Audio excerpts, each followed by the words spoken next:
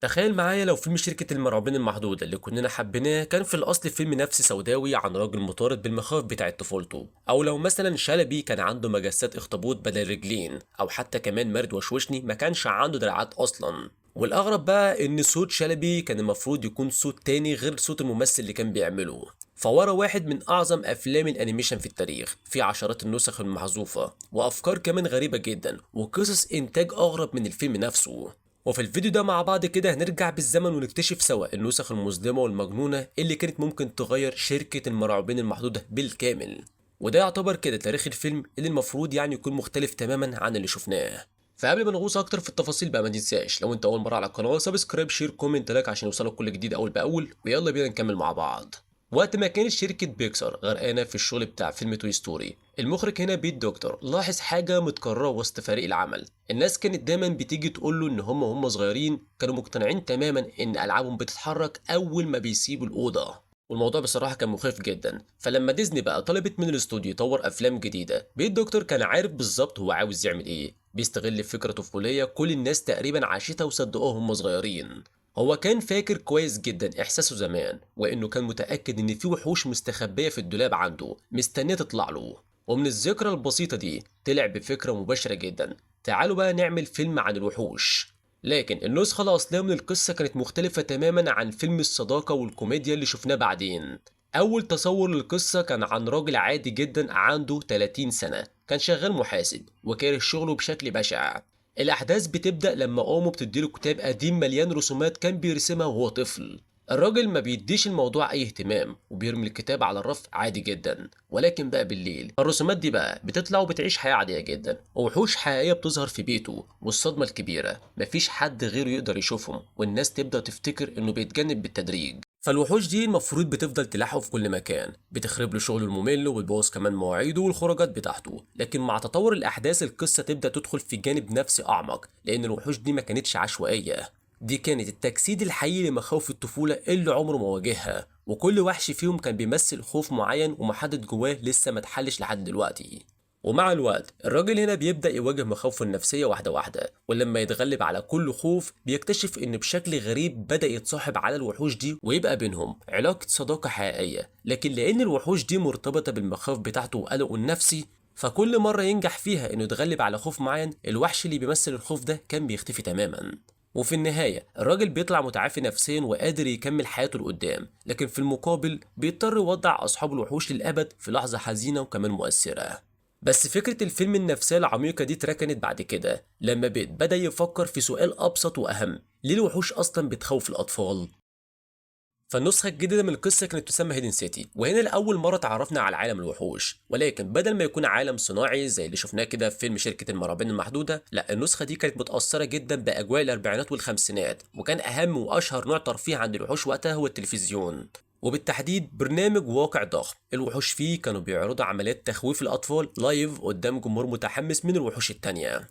ونجم البرنامج الاول بلا منازع كان وحش يسمى باريمور. بصراحه وانا بقول لك الكلام ده كان جه في بالي كده صوره تخيلتها على طول منتشر برضه على الانترنت، بتوضح حاجه بشعه كانت بتحصل برضه في الوقت ده تقريبا، او يمكن بعد الوقت ده حاجه بسيطه. ومش عاوز بصراحه اوضح لك بالتفاصيل علشان خاطر ما يحصلش اي حاجه في الفيديو ده، لكن وقتها كنا بنشوف مذيع وهو لابس قناع بقرنين، وطبعا بقى انتوا اكيد شفتوا الصوره دي قبل كده فانت فهمت قصدي بتكلم عن ايه. المهم هنا نجم البرنامج الاول بلا منازع كان وحش يسمى باري مور، لكن حياه باري هنا المثاليه بتتقلب فجاه لما بيدخل عالم البشر علشان يخوف طفل يسمى روموند. المفروض الطفل ده يصرخ من الرعب، لكن اللي حصل ان روموند انبهر بالوحش جدا بدل ما يخاف منه، وده بيخلي باري بيهرب ومحرج جدا ومتوتر كمان راجع لعالم الوحوش. وسط الفوضى دي بقى وحش رفيع وطموح هنا يسمى هوب، شاف ان هي فرصه ذهبيه واستغل هنا فشل باري علشان يقنع مديره اللي طبعا تحت مسمى جي ال انه ياخد مكان باري مور في البرنامج. ومع انه كان متردد جي ال هنا وافق في الاخر وادى الهوب نص التخويف الرسمي وبعته هنا لاوضه الطفل. لكن المفاجاه نفس اللي حصل مع باري مور اتكرر تاني، روموند ما خافش نهائي وهوب نفسه اترعب وهرب بسرعه. فبعد هنا ما رجع مهزوم اكتشف انه عمل غلطه مبتدئين ضخمه، نسي النص بتاع التخويف جوه اوضه الطفل. فلما رجع يسرقه بعد ما الكاميرات اتقفلت لقى روموند قاعد بيقرا النص بكل هدوء ومش معجب بيه اصلا. ومن هنا بقى تبدأ صداقة غريبة وغير متوقعة بينهم، لما هوب بيوافق انه ياخد نصايح مباشرة من الطفل البشري علشان يطور طريقة تخويفه. وبفضل هنا ملاحظات رومند السرية تقييمات هوب بتضرب في السماء ويبقى أشهر مخوفاتي على الشبكة كلها، وده في المقابل بيوصل لطرد باري مور من البرنامج.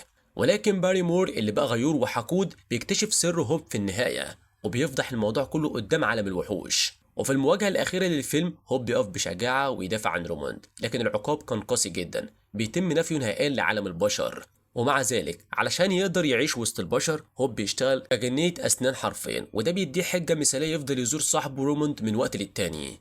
في النهاية فكرة عالم الوحوش اللي قام بالكامل على التلفزيون والشو الإعلامي اتركنت خالص، لأن فريق الكتابة حس إن تحويل عالم الوحوش لشركة طاقة شغالة بنظام وظيفة عادية من 9 ل5 كان منطقي جدا، وأسهل يخلي الناس تستوعب ليه الوحوش أصلا بتنزل كل يوم تخوف الأطفال كأنها بالنسبة لهم شغلانة.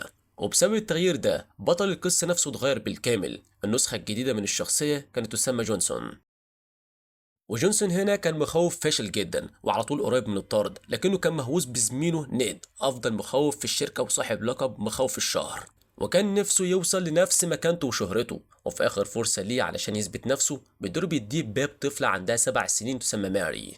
لكن ماري ما كانتش طفلة سهلة أبدا، البنت أصلا ما بتخافش لأنها اتربت وسط 4 أخوات أكبر منها كانوا طول الوقت بيهزروا معاها وبيعملوا فيها مقالب، فبقت قوية ومش سهل أصلا تتفزع. أول ما جونسون بيدخل أوضتها كل حاجة بتبوظ بسرعة لأن مقبض الباب بيتكسر تماما، وأثناء ما هو بيحاول يصلحه ماري بتفتكره مجرد مقلب جديد من إخواتها، فبتقرر تهجم عليه بنفسها. وسط الفوضى جونسون بالغلط بيسحبها معاه من الباب لعالم الوحوش، ولأن الباب مش هيتصلح بسرعة بيقنعها تستخبى مؤقتا في شقة لحد ما يعرف يرجعها تاني. ولكن ماري هنا بتزهق بسرعة، خوف هنا من انها تتكشف بتعمل لنفسها تنكر بدائي على شكل وحش وتتسلل لشركة الطاقة تدور على جونسون، ولما زمايله هنا بيشوفوها بيضطر يكذب عليهم ويقول ان هي بنت اخته جاية تزوره لحد ما الباب هنا يتصلح. ولكن هنا اثناء ما ماري بتتفرج على المحاولات بتاعته البائسة في التخويف بتفضل تضحك عليه، وفي الاخر بتقرر كمان تعلمه بنفسها ازاي يخوف الاطفال صح. ومع التعاون بتاعهم سوا جونسون اخيرا بيبدا ينجح، لكن المشكله انه كان بياخد كل الفضل لنفسه رغم ان ماري هي السبب الحقيقي ورا النجاح بتاعه. وفي نفس الوقت مثله الاعلى نيد بيبدا يظهر على حقيقته، بيبقى غيور وحقود جدا من نجاح جونسون المفاجئ. لكن بعد ما جونسون بيعرف ان باب ماري اتصلح اخيرا بيخاف انه يخسر مدربته الحقيقيه بتاعت التخويف، وكمان خايف يخسر مكانته الجديده في الشركه. علشان كده بياخد قرار اناني جدا، بيبعت الباب بتاعها في السر وبيشيل الرسمة اللي كانت ماري لازقاها عليه علشان يخفي أي دليل. ولكن طبعا الكذب هنا ما بيكملش، وفي اللحظة الأخيرة اللي جونسون بيتوج فيها رسميا بلقب مخاوف الشهر، ماري اللي كانت أصلا مشتاقة لبيتها تلاقي الرسمة مستخبية في شقته وتكتشف إنه كان بيكذب عليها طول الوقت. قلبها هنا حرفيا بيتكسر جدا وبعدها بتهرب فورا. والأسوأ من كده إن التنكر بتاعها بيقع ونيد بيشوفها فبيكتشف أخيرا عملية النصب الكبيرة اللي جونسون عملها ويبلغ المدير فورا. وفجأة بقى شرطة الوحوش تبدأ تطاردهم هما الاتنين. جونسون بينجح في إنه يلاقي ماري اللي كانت مرعوبة وقتها وبيحاول يصلح غلطته ويعتذر ليها، وبعدها يجروا سوا ناحية المصنع وهو مصمم يرجعها بيتها مهما حصل. لكن أول ما كانوا قربوا يودعوا بعض ويرجعها لعالم البشر بيلاقوا نفسهم محاصرين بالكامل. وهنا بقى ماري بتاخد قرار صادم جدا. ماري بتفتح بابها في آخر لحظة قبل ما يقع، والباب يبتلعهم هما الاتنين قبل ما يتحطم لقطع صغيرة. لكن بشكل غريب الباب المتكسر بينجح انه ينقلهم لعالم البشر وهم سلام، بس المرة دي جونسون ما يعرفش يرجع تاني لعالم الوحوش. ومع ذلك النهاية كانت لطيفة ومضحكة جدا لأن ماري ما بقتش الضحية اللي اخواتها بيعملوا فيها مقالب طول الوقت، لأن هنا بقى رسميا جونسون وحش الدولاب. والفيلم هنا بقى كان المفروض هينتهي ان هم يفضلوا يخوفوا بعض بهزار ويعيشوا سوا لحد ما يكبروا في السن، ولكن مع استمرار تطوير شركة المرعبين المحدودة شركة بيكسر واجهت مشكلة أساسية ضخمة، ازاي تخلي الجمهور يتعاطف مع بطل هدفه الأساسي في الحياة انه يرعب الأطفال. فبيت هنا اعترف بعدين ان فريق الكتابة كان بيحاول بكل الطرق يخلي شلبي شخصية محبوبة، وعلشان كده بقى النسخ الأولى من السيناريو كانت مصوراه كشخص فاشل جدا في شغله. لكن نقطة التحول الحقيقية حصلت لما غيروا طريقة تقديم الشخصية، بدل ما يكون مجرد موظف غبي وفاشل قرروا يخلوه الأفضل في مجاله زي نجم فريق كرة القدم في المدرسة، لكن شخصيته ما كانتش الحاجة الوحيدة اللي اتغيرت. في البداية ديزني طلبت طلب واضح جدا، ما تخلوش شكله كأنه راجل لابس بدلة وحش، وعشان كده بقى صمموا لشلبي رجول عبارة كده عن مجسات اخطبوط. لكن اختبارات التحريك الأولية طلعت كارثية حرفيا، وتحريك المجسات كان صعب جدا، فالفكرة اتركنت بسرعة. وكمان الفريق هنا حس ان المجسات هتشتت الجمهور اكتر كمان ما هتفيده، وكان المفروض يلبس نظارة طول الفيلم، لكن الرسامين لغوا الفكرة دي كمان لما اكتشفوا ان عينيه معبرة كفاية لوحدها. بعدها ظهرت مشكلة جديدة، شلبي تقريبا ما كانش عنده حد يتكلم معاه طول الفيلم، ولكن الحل جه بسرعة بعد كده. فنان التطوير ريكي نيرفا رسم بسرعة تصميم الوحش صغير مدور بعين واحدة، وكل اللي في القاعة حبوا الفكرة فورا. ولكن هنا تصميم مارد الأصلي كان أقرب بكتير. في البداية ما كانش عنده أي دراعات خالص، وكان كمان بيستخدم رجليه كأنهم إيديه الوحيدة، لكن زي مشكلة مجسات شلبي التصميم ده عمل كوابيس لفريق التحريك، فقرروا يضيفوا ليه دراعات علشان يطلع لينا شكل العين الخضراء المتحركة اللي كلنا عارفينها لحد النهارده.